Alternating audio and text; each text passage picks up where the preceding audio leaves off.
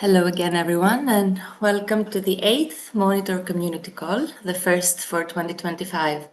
So today we have with us Ioanna Gripari, Service Manager of Monitor, who will present a recap of last year's key achievements, Hari Dimitropoulos, Technical Service Manager of Monitor, who will provide an overview of the upcoming service updates, and Angeliki Giuganatou, Research Project Manager and Open Infrastructure Specialist at OpenAir, who will guide us through an interactive session to discuss your insights and suggestions.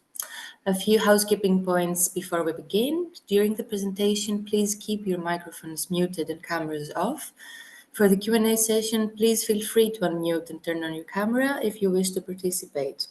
You're also welcome to submit your questions in the chat or in this Google Doc shared document, which will be posted in the chat. Please also note that this session will be recorded and transcribed, and if you wish to participate in the Q&A but prefer not to be included, let us know in the chat and we'll ensure your contribution is edited out. With that, I'll hand it over to Ioanna to start with her presentation. Ioanna, the floor is yours. Okay, thank you, Marili. Let me share my screen.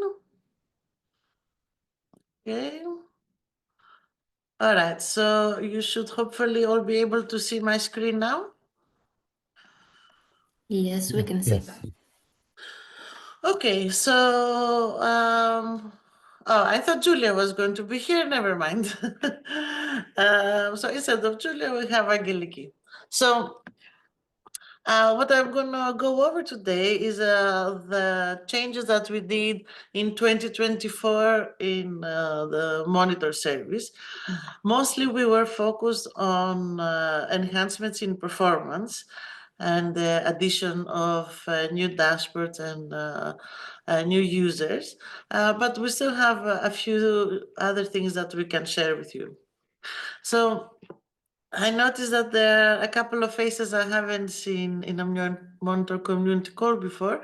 So I'm going to very briefly go to our concept, through our concept behind the service, which is the following. So the idea was to provide a service that allows users to, as it says here, know themselves, understand themselves, and position themselves. It's also like almost like a psychological tool. Decision making needs to be data driven, of course, and things are changing really fast and are hard to track. So we envisioned a service where it helps users in these three pillars and has all the functionalities needed to do these things. At least this is what we hope. If it's not like this, you should definitely let us know. And why for a monitoring service, why pick OpenAir Monitor in particular? The reasons are that, first of all, we are part of as OpenAir, we are part of the open science community. We work together at co-developing indicators, and these community calls are something that a big part of it. So hopefully as they progress, it will become even more interactive, and more people will attend as well. And we're always open to suggestions on what sort of things should be covered. So the second reason is that it's all about open science and open data. So we are really focused on inclusivity, transparency, and of course, replicability. Nobody wants to build a system that maybe next year they won't afford to carry, or it will shut down or whatever. So we rely on open resources that are, disaggregated, so this can happen year after year. The OpenAir Graph has a coverage that is comprehensive for different research projects, linked science projects, and so on. And we're always making improvements, and it's fully embedded in the EOSC infrastructure. So that's the get-go. So just a reminder, we have three different types of dashboards for institutions, funders, and research initiatives. And we're now creating a publisher dashboard for the Craft OA project. And that will be released as a pilot at some point next year. And then we also have the Open Science Observatory that works a little bit differently. Whereas the monitor dashboards are on demand, they're customized, you have one-on-one help and so on. The Open Science Observatory is for European countries right now, has a set of indicators for monitoring open science. And there are different things that we have done as part of the monitoring services of OpenAIRE, such as building the OpenAIRE, the National Monitor for Ireland. And Harry will later say a little bit if there's things from there that will be integrated to the OpenAIRE Monitor as well. So the idea here is that we start from the bottom, which is the OpenAIRE graph. Then you have a bunch of fancy people that do data and statistics and so on. We provide a set of indicators, and then we build a dashboard. The dashboard originally is a copy of the default dashboard that we have for your type of stakeholder, so institution, funder, or research initiative, and then it can be customized. And at the end, you are able to share it with your team, decide which part of the dashboard is public, which one is restricted, so just for you and people you have invited to your dashboard, and which one is completely private for you to work on new things. As you know, each dashboard contains a bunch of indicators that are documented with terminology and construction. And then there's also the option to browse within the data that supports the visualizations that you see with filtering and exporting capabilities. Lastly, there is the management of the dashboard, which is its own interface where you can go and invite other users to the restricted parts of your dashboard and make some edits on the indicators and the descriptions and so on.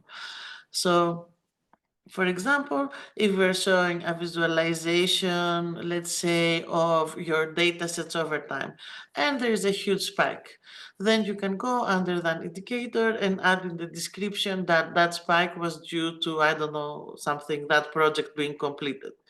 So this allows for the users to really make the dashboard on their own.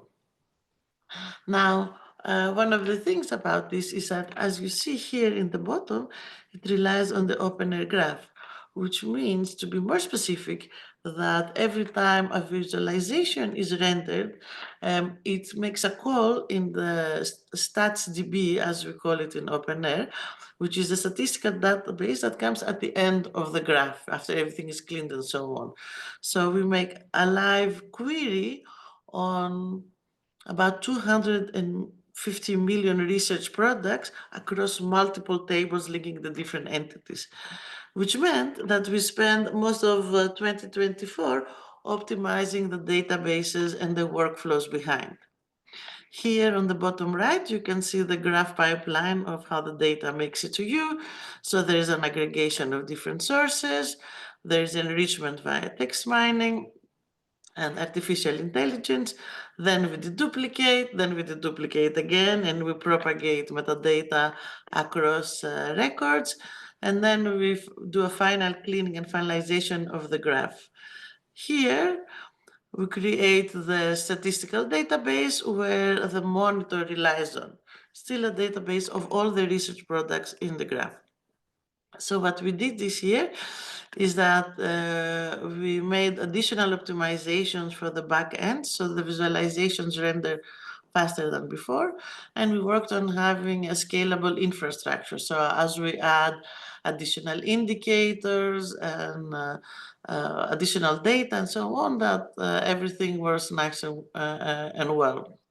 It's quite technical, to be honest. I cannot ask too many questions about it, but if you have a question, you can ask him.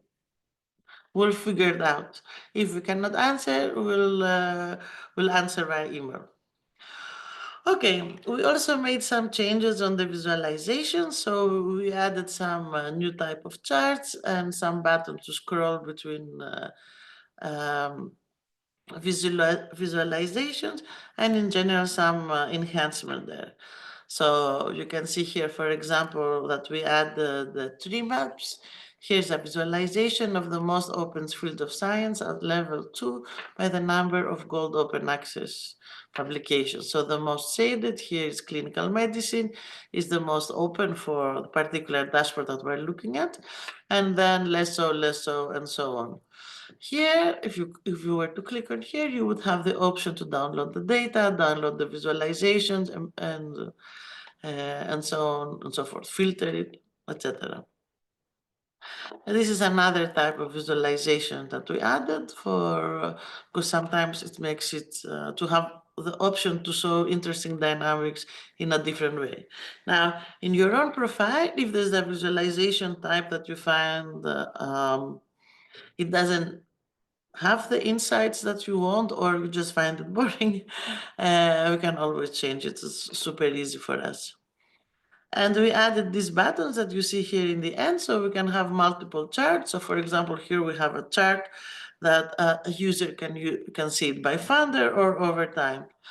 So this allows someone to have perhaps a more compact dashboard if they so wish, and use the button capability in order to see multiple graphs without taking too much space.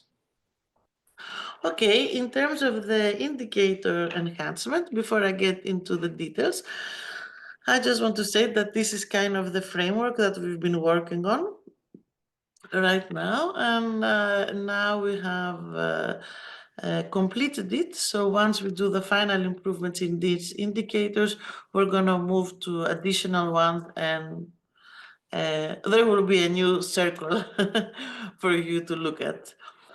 So the basic idea is that we cover funding, research output, open science, collaboration, different types of impact. Right now we have download citations and sustainable development goals, and funding indicators. And we have in all the types of profiles, we show different breakdowns of interest and different metrics for each one of these indicator themes, in order to capture what we feel or what we have been told are the most important aspects for this theme. However, if there's something missing, please do let us know. Now, we went ahead and added the article processing charges data from OpenAPC. You see two profiles here. On the left, you see University of Minho, and on the right, you see Bielefeld University. Now, first of all, where do you find the article processing charges in your dashboard? So you go to your dashboard, then you go to Open Science, Publications, and it's one of the tabs in the top. Okay? What we have first is a set of indicators that kind of can clarify the starting points. So we estimate, for example, from Minho, about 19,000 publications that incurred an APC. Now, if this means that publications that were not in Diamond or were not covered by transformative agreements, if we have this data. Then these are the number of publications that reported an open APC to an APC to open APC by any of the co-authors of a publication that Minho participated in. So these are only 133. So what we know already is that only 133 from 19,000 publications have any data. We also know that this data was not reported by Minho, but was reported by one of the co-authors. So it's unclear if Minho paid for it. And then we have accumulated here the number of open APCs that this calculates to, so the amount. So that would be 421,000 euros. Below, we see that Minho hasn't reported anything, so publications reported to open APC by the institution or not. Now, perhaps one would say, why should I care about APCs if I'm unsure if I paid them or not? Well, research man, first of all, you can remove that section from the dashboard, but research managers tend to want to know how much publications cost, even if the university didn't cover them, because they would like to see the progress over time. Not everyone has to agree with this view. This is just how we have it set up. Now, on the right for Bielefeld, you can see that they have actually reported 1,200 APCs, 100, 300 APCs to OpenAPC, incurring about 2.2 million. And together with the APCs reported by the co-authors, you have about 4 million of total costs that just from the ones that were reported. Again, the actual publications that incurred an APC is much higher. Now we allow the user in the visualizations to see to limit to APCs that were only reported to APC by themselves or not. So we can do this change depending on what someone wants to see. And then followed in this dashboard, you can go and see yourself. Also, there's a set of visualizations for APCs. For example, the APCs for gold versus hybrid publications, total or average, if one were to click this button over time. You also see breakdowns by field of science and so on. Again, one should keep in mind that the coverage and how much is actually missing. Okay. Then we have the Plan S indicator. So compliance with Plan S happens with a set of criteria. One subset of this set of criteria is where a publication is published.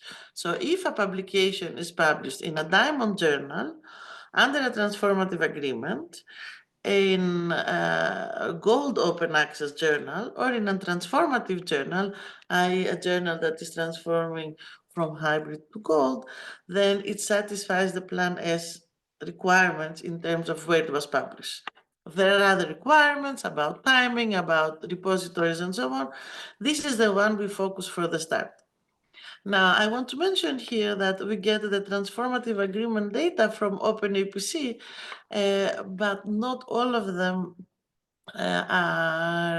we ingest them, but we don't show them unless we talk with the institution or the founder or whatever, and they let us know that they reported them, it's accurate, it's comprehensive, and we can put them on.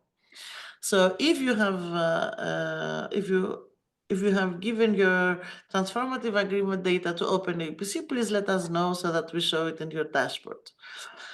And then here I am showing, for example, what do we have? A peer-reviewed publication in Plan S compliant journals. I'm showing as a percentage, so the rest of the percentage is in other journals. So you would say that in natural science, about 30% is compliant under these rules, whereas, for example, in medical and health science and agriculture and veterinary sciences, the numbers are larger. Here, by clicking values, one can see easier, like what are the actual number here, as opposed to just the percentages. Last thing to say about this is that in order to find Plan S, again, you go to Open Science, you click on Publications, and then you go to Plan S. All right. We also improved the indicators for EC funding programs. You can find these indicators by going to Funding and then EC Projects by FP. If you have changed the types of section here, then it may show up in a different way, but it will be under funding still. Now, what we see here on the left is that we have included the classification for Horizon 2020. So we have the pillars, and then if one were to click these buttons, we have the particular funding schemes. So here, for example, you have the project participation. And then one more thing that we added is the project funding. So here we have overtime funding per project. This is for an institutional dashboard. So you see, for example, for 2015, the funding received was a bit less than 40 million. And if you hover, you can see here that, for example, Photofuel project had a 6 million budget. And so on and so forth. Here, we can change the assumptions in the way that you see the data. So for example, here we have all the funding allocated at the year that the project started. But if you wish, we can distribute the funding across all the years that the project was going on. You may also wonder, but does this cover all the funding that I had, or is it less? So we have a list of funders that are in OpenAIRE, and I think Harry will verify that you can see in Explore, maybe someone can add the link, which one of them have been curating the data and so on. So you can see which funders are included with curated data and which are out of date and which are missing potentially, which we are happy to include if you let us know. But we have made an effort to include most major funders. All right. And there are other indicators for funding. You can go through them and let us know if you'd like any updates. Lastly, we made some minor updates on the functionalities, the admin profiles. Things will look better in the mobile, and we have improved the indicators terminology and documentation in general. Nothing to show you here from this, but it's there. And that's it from me, just to say that you can click on the help button anywhere in the platform to make sure you contact us, and we'll take good care of you. Okay, thank you. Thank you, Joanna, so much for your presentation.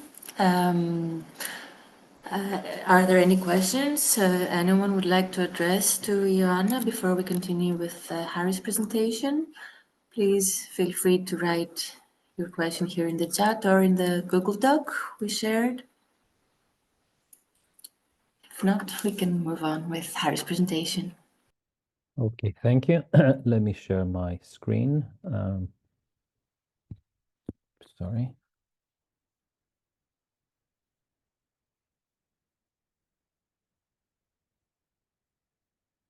Right. Okay, so hopefully you can see it now, right?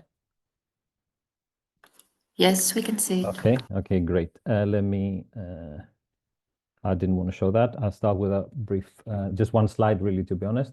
So I'll be talking about the overview of upcoming service updates, which are found in the Monitor 2025 roadmap.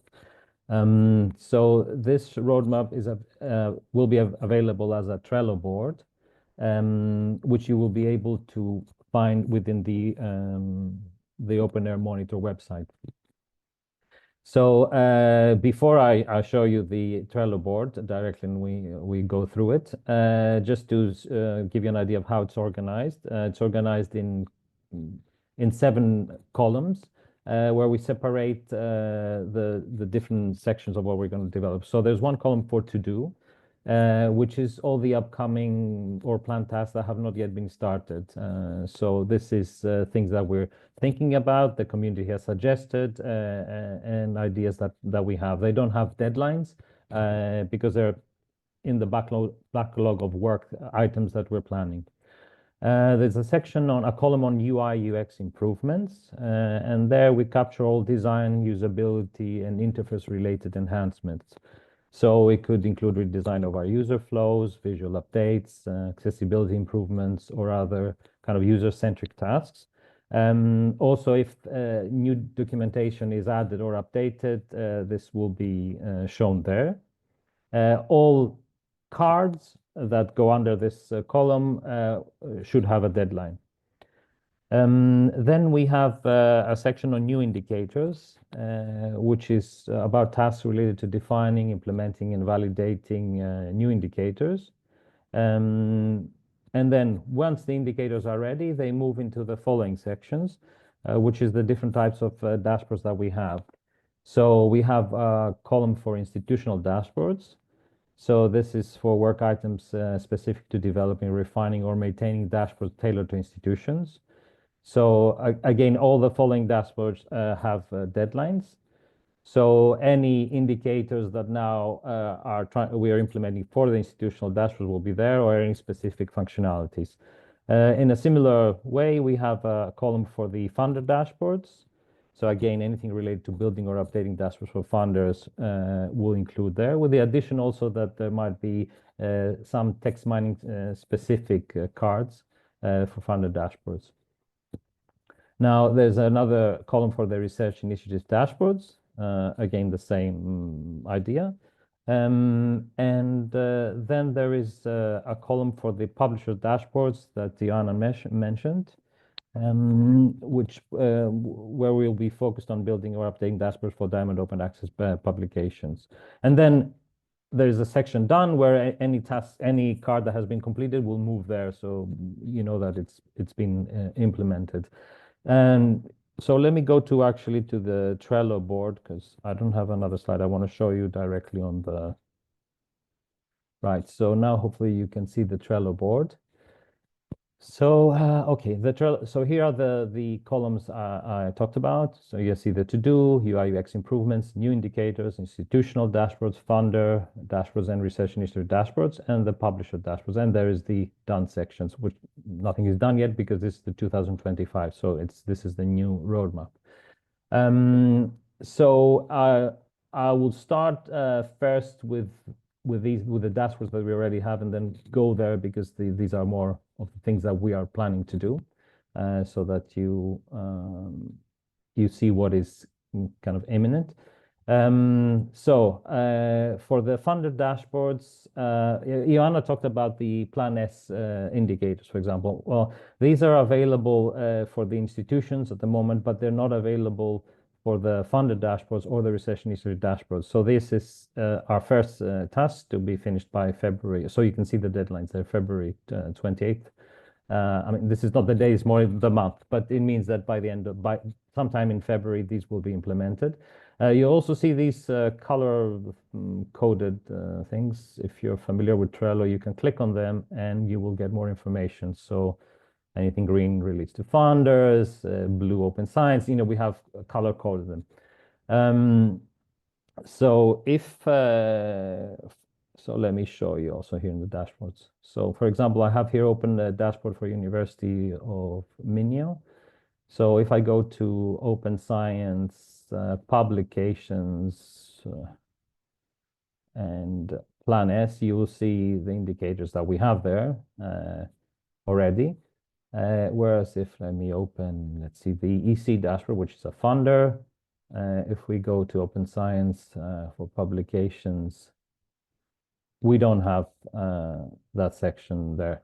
Also, you can always go to the section on resources to find out more information about indicators. So there's the indicator themes where we have the different lists. So for research institutions, actually, I will show you, because that's another thing that will be happening very soon, is we will have a new website for Monitor, which will be kind of much better organized and include much more information. So things like you could find everything related to the community calls, the Trello board. I'll just give a quick bit. It's not, I don't know if I'm supposed to do it, but anyway, quickly in that site so that you know when it comes out fairly soon. There is a section on indicators. So you will be able to see for the open science indicators, as I mentioned, if I go to publications and Plan S, so there you can see they are there with just the total Plan S funders coming soon. But if we go to the funders section, you will see that the section is all okay. Publications, Plan S. It's all coming soon. But there you can find a bit more information about the indicators. So going back to the board, and it's a similar situation for the research initiative dashboards. So this will be quickly implemented for those dashboards. Similarly, we have indicators for collaborations via co-authorship, and these will be added to both the funder and the research initiative dashboards. And collaborations via projects will be also, actually this we have, but it's to be enhanced. And this will be added via projects. Another thing which is specific for the EC dashboard, which is kind of like at the moment, I mean, it's an active dashboard, but we use it as a demo because it's open and people can see the full functionality of the monitor for funders, because it has a very rich data that we get from the OpenAIRE Graph and directly from the EC portals. So here at the moment we have, let me see, okay, we have in the funding section, you can see only a special section, the general information about the funder, but for Horizon 2020, we have a section, but we don't have for Horizon Europe yet. This will be added. Whereas for breakdowns for institutions like University of Minho, there are different, as you will see, and as Joanna showed in her slide as well. So this is going to be updated. And now I'm going to go to the new indicators. So new indicators, we are going to add some data for data sets indicators. So although we have indicators for citations, we will have now indicators for data citations and FAIR indicators for data sets, because we have FAIR indicators for publications. We will also be adding interdisciplinary indicators a bit later, and also linked science indicators. Just also let me show that you can also expand the cards. At the moment, there will be more description added, but also you can link to the website to find more. So linked science indicators, so this will be things like a number of data sets or software linked to publications. Composite linked science indicators, so for example, percentage of publications with accessible and linked underpinning research data software. And let me come over to the UI UX improvements. So, okay, this, again, we will add some description. This has just recently been done and it's not live yet. So help button. So what do we mean here? Here I will mention, I'll go and mention the work that OpenAIRE was doing, has been doing with the National Open Access Monitor for Ireland. So this is a country open access monitor. Which was done through a tendering process by the Irish Research e-Library in collaboration with Education Procurement Services. And it has a number of dashboards, a national monitor, individual research performing organization dashboards, research funding organization monitors, researcher monitors, repository monitors, and things like that. Anyway, the point I'm showing this is that there were some functionalities that we developed for this dashboard that we found very useful, and also from the feedback to also incorporate in an OpenAIRE. So, for example, whereas in OpenAIRE you will have this help button everywhere, and Joanna showed that if you click on it, there's a form for you to ask for help. But just in the Irish order, it just adds more information. So it has a video with some basic interactivity functions. It leads directly to the terminology, plus the feedback form. So we want to enhance that. So these kind of UI UX things appear here. Also sections in tabs. Again, this is something we want to migrate from the Irish Monitor. In here, we have categories like that in these kind of tabs. So whereas which we find very kind of useful, so we are going to reorganize a bit the way we show things in our monitor dashboards here, where it's all mostly there and there are subsections. So it's improving a bit the kind of the user experience.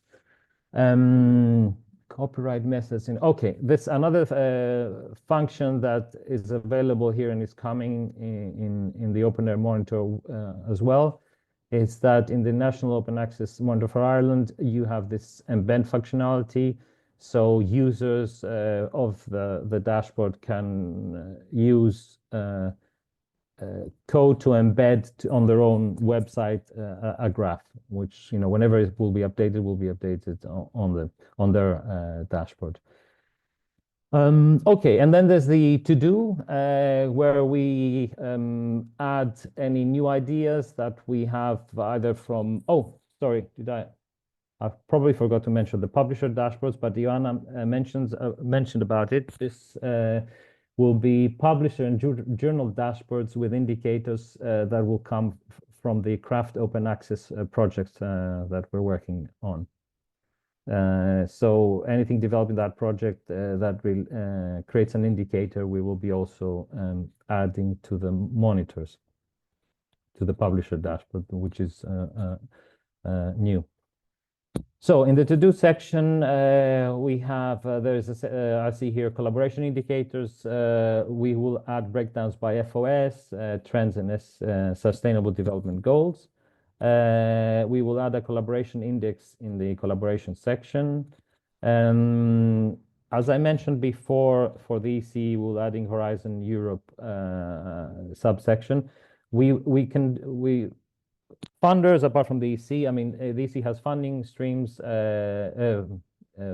funding programs, but other funders might have funding streams and different ways of categorizing their funded projects, and they may want statistics to appear differently for the different subcategories of projects. And so we added this here. So project indicators by funding stream for non-EC funders.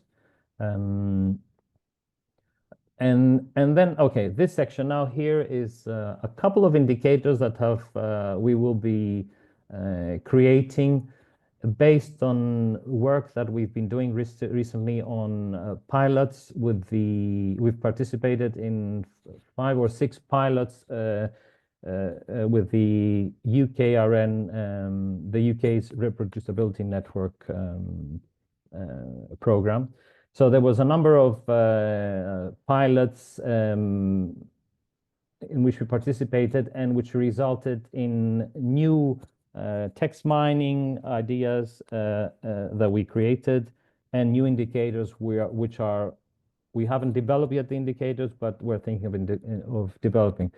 So I'll give you just a quick idea. One is the data availability statement indicators. So we have created a text mining module, which is not in OpenAIRE graph yet, to check for data availability statements in publications and analyze them, categorize them in different kind of categories. I mean, label them if they are, complete statements where the data sets used, or owned are clearly described. There's links to a repository, or linked to in the paper or some kind of supplementary material. Where the software is available, if there is any, is explained, the full and good statements.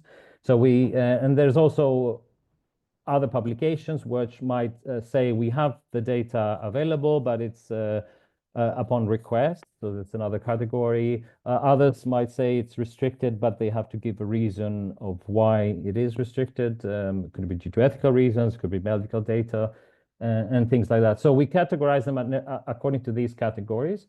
And it might be interesting to have indicators that come out of these, even things for licensing of these data sets. Another thing that was developed as part of our work in our involvement in the UKRN pilots was indicators for pre-registration and registration. So when there's a study that is pre-registered in one of the registration platforms, it could be Open Science Fair, as predicted, Prosperity. I mean, there's a number of them, clinical trials and things like that. So we have indicators which look at publications and find the links to those platforms. And we could, this is also useful information because that means that you can find information before what was planned before the publication actually produced any results. And the third category is about credit indicators. So this is the credit credit taxonomy for the contribution of authors. So the author contribution statements. So we're scanning publications, finding where these statements exist. Not all of them fit into the CRADE taxonomy roles, which are the 14 roles specified by the protocol. But they could be older, but we try to map them to those roles. So this, again, will be interesting if you want indicators for authors. And so I'm moving out now from away from the UKRN. There's other things here. We should have we're planning for sustainable development goals per project, whereas now we have for the publications. Also, we collaborate in the CraftOS project. We have the Pathos Open Access project, the Pathos project. There's some information here, and there you can find here the Open Science Indicator Handbook, which has the ideas that we're trying to develop there. So there's a link to it. There's indicators from Tier 2 projects planned, and indicators from Graspos project. So I don't think I want to talk more than that, but that's the idea. This will be available, and you can always ask us about it, and it will be kept up to date as things develop. So usually you will see an indicator from here moving there as it becomes an indicator. Then for some reason, this is our workflow. We start with the institutional dashboards. It's tested, developed there, and then it moves to the other ones quickly. So let me stop sharing, and we can go to the next section, unless you have a question for this. Yes, Harry, there is a question in the chat. When will the overall new look and feel be live? And the way it looks like in the demo for the EU Commission is for what they are interested. Let me see. Is that in the chat, right? In the chat, okay. Yes. Yeah, I don't know, but I know it's very quick. I mean, it's almost ready. We're just editing the final things. So I don't know, Ioana, do you know? But I think it's already the sites are set up, and we will have it very quickly. But I can't give a date because it's not my my. I think sometime in February at the latest. Okay. Okay. We will announce it when it's ready. Okay. Any other question? We can move to the next section with Angeliki Gioganatou for the idea jump. So please feel free to unmute and turn on your cameras. Sorry, Maril. Isn't there a question on the document? Yes, there is a question in the document, but I was letting this for the end because I cannot see the person who added the question participating now. Okay. It was from the registration form. Would you like us to address it now? The access of Dalit community organization was the question from the registration form. Yes. Can the person who wrote it explain a bit more, please? I cannot see the person in the participants. That's why I was letting the question for the end. Okay. So maybe we can move with Angeliki. Hopefully, if they are more specific, or they can send us a question on the help desk, what they're interested in and how we could help. Yes, we will communicate this to the person who wrote it. Angeliki, the floor is yours for the idea jam session, and please feel free to participate, everyone.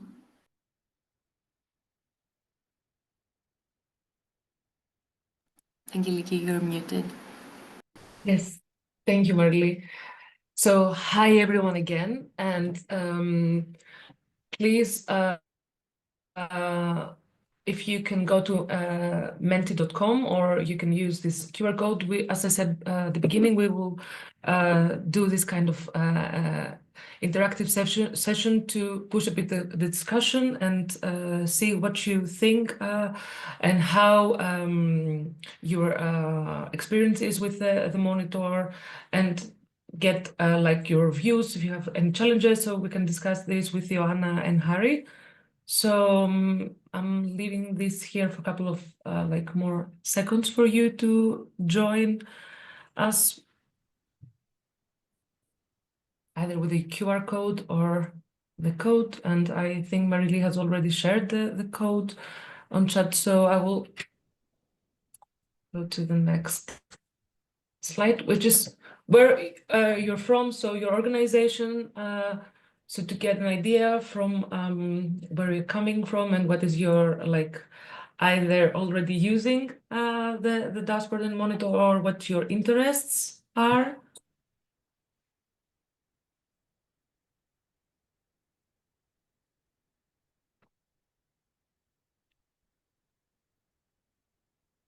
I can see the slide. Okay, we have Slovenia. And okay, are we going then from countries or for institutions? I think it's both. Okay. Yes, That's maybe the fine. question wasn't specific if it meant what kind of are you a funder, a Yeah. research editor, or whatever, or yeah, but that's also interesting information. Great. So we can try and be a bit more specific in the next one. And what is the role in your organization? So why, and this also links to why you're here and attending the community call and your engagement with the service. Okay, and we have some more. So there are also some technical more kind of people are attending. Maybe this rings a bell for Harris answering questions later on. Okay, contract manager.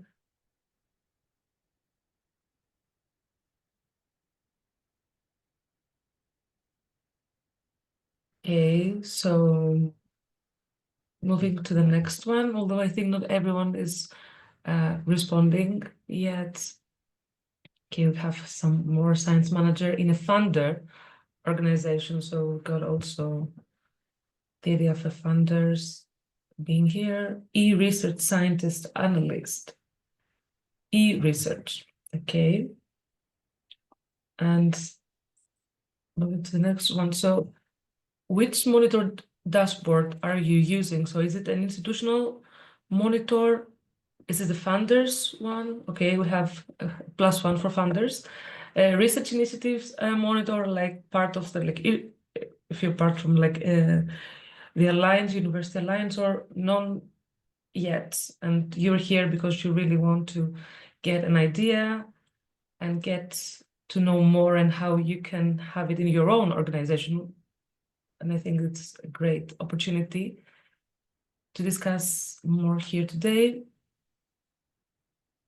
So one for institutional monitor, then we have 2 funders monitor, and then one participant that would like to have it, but not yet. Great. And then how do you use what is it, like, how do you use it? Like for tracking research activities, revise policy in your research, report to decision makers, or are you using it for other activities? And then maybe you can tell us later how and what. Okay, so 1 for report to decision makers, 1 for track, 2 for track research activities. Okay. I get this would be the most popular, or maybe not. Then report to decision makers, and then we have a response for other activities. And maybe we can also see what kind of other activities these are, or track the research activities is getting a bit more popular, which is normal, I suppose. And I am moving to the next one to leave some also space and time for discussion. So which other uses of this monitor dashboards you think and you find most beneficial, and the participant who clicked on the other activities or other uses maybe can tell us, or you can tell us how you think about that, the other uses of the monitor dashboard, or what do you think it's the most, do you find the most beneficial in that respect? A bit of silence I hear at this point. Maybe too many questions.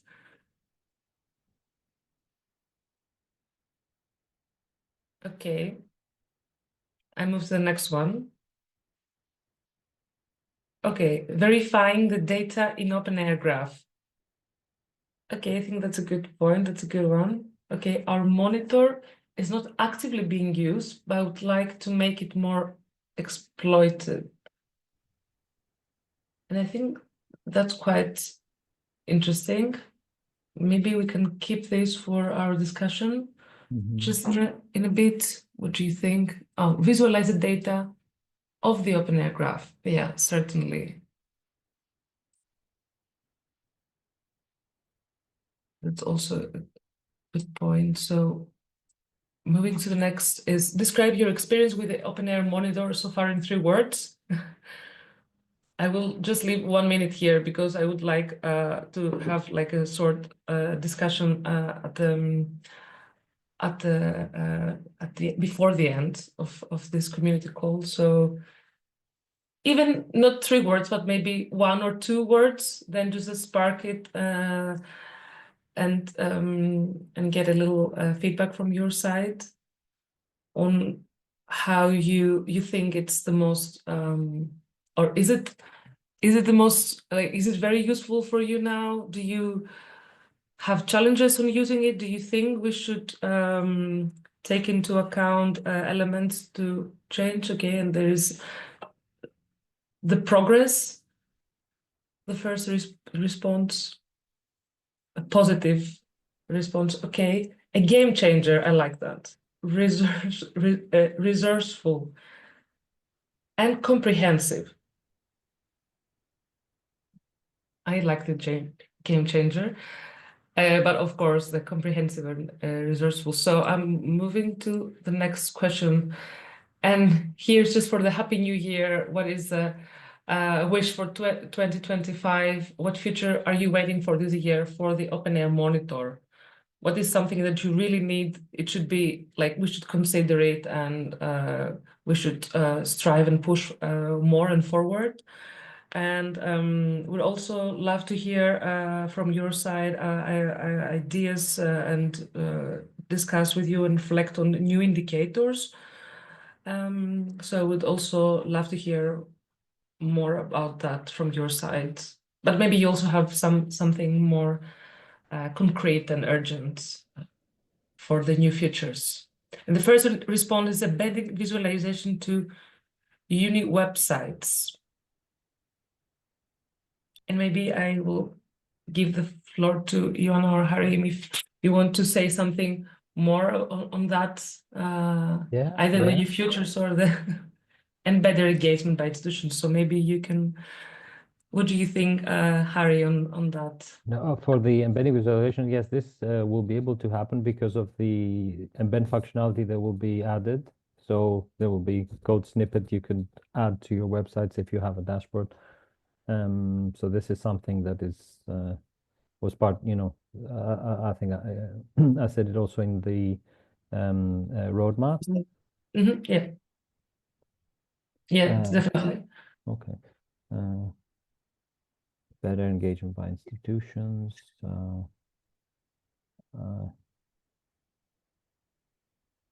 By the institutions or for the? Yeah, I'm not sure. that's, I'm trying to. Not sure I get that 100%. And also, if anybody wants to speak, they can raise their Yeah. hand, I suppose, or maybe it's easier that way. So if you would like to explain more this better engagement by institutions, and if you would like to speak up, please. Yeah, that was me. Hi, Aaron. Hi, Hi. Harry, how are you? Nice to Right. see you again. Yeah. And you, I guess you're aware, Harry, we've spent a lot of time getting them and Joanna getting the monitor up and running and to a pretty good state. I now understood your question. Yes. So now it's really to get our members to use it and to get the benefit from it. Yeah, right. So this is a bit more specific for the Irish Monitor because it has so many RPOs and RFOs, and we have been trying to make everybody, aware that they have it and actually actively use it. Many have. I mean, some funders have actually given their project data to improve the functionality, but it's yeah, that's true. This is. But I think this is more specific for the Irish one, which is like a big dashboard with so many users. But that's something we'll work on over the next couple of months. Excellent. Thank you, Aaron, for the clarification. And Harry, and I'm moving to the last bit. So would you like to suggest us anything for OpenAIRE Monitor roadmap? If you feel like it, again, you can speak up. If it's easier or quicker for you. Although I think it's also nice to have your responses up and online, but it's up to you. I think it was very interesting and comprehensive to see the roadmap. So you can always, of course, send us an email later after this presentation if you need to digest the information. So Actually, if I may say something, since people will leave in any minute, I would Yeah. like to ask the people who wrote that they would. Someone said they would like a dashboard. I So was please just going to ask as contact well. us so we set it up, and then we can discuss all the options and what's going on. And then also someone said that they would like perhaps new indicators in the dashboard. So please talk to us about that. And there was one more answer, but it's skipping my mind now. But please get in touch with us. Harry?